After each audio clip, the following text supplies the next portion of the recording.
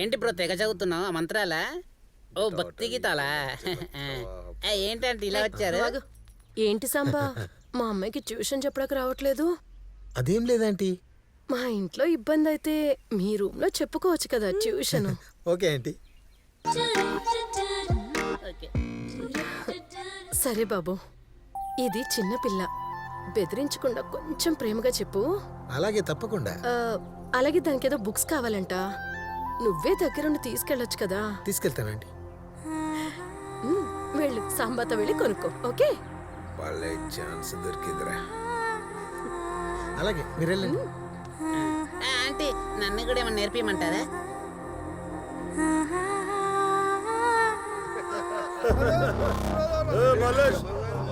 చాయ్ చెప్తుంది. అరే గుమ్మడికాయలు పెట్టాలి మీసాల మీద. గుమ్మడికాయ గట్ల పెడుతూ ఉంటారా అన్న? ఏం చెప్పినారో ఏడికి మస్తు సెట్ అయిందిలే. అరే ఈ పోరాన్ని మస్తు బాగా ఇస్తుండ్రా మీరు.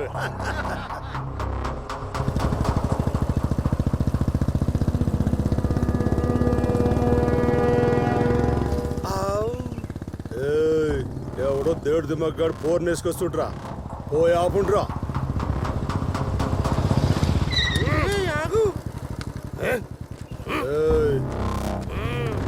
పోరి ఓకే, పోరి పక్కన నువ్వే నాట ఓకే, అందుకే నాకు ఓకే.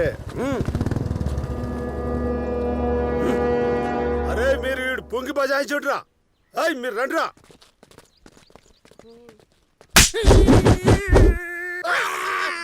కాయలు పలికినాయి రా.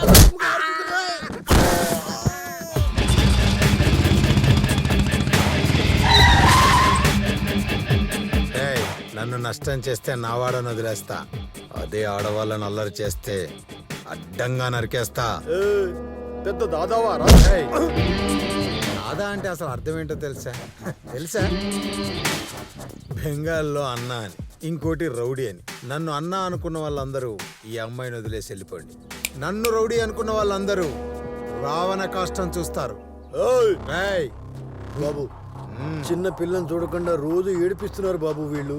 రాయ్, కుప్పలు తిప్పలుగా తప్పులు చేసుకుంటూ పోతే చూస్తూ ఊరుకుంటాను అనుకున్నారా? అప్పుడు ఇప్పుడు ఎప్పుడు అని చూడకుండా చప్పులు లేకుండా చంపేస్తా. రాయ్ వెళ్ళండి. రాయ్, పోటన్నది మాటల్లో కాదురా, పొడిచే పోట్లో ఉంటుందిరా బేకూఫ్.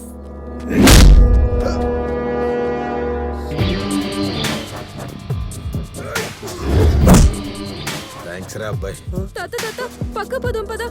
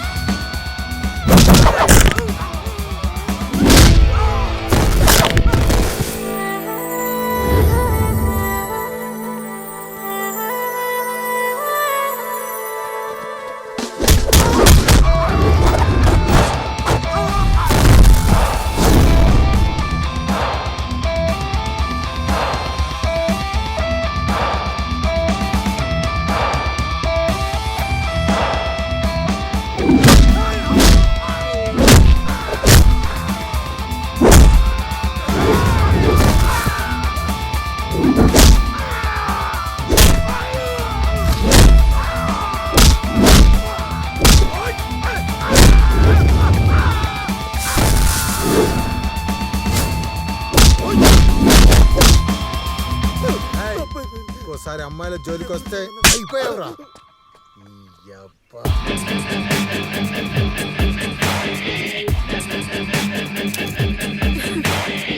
రౌడీలకి గుద్దులే కాదు, నాకు ముద్దులు కూడా బానే పెట్టావు.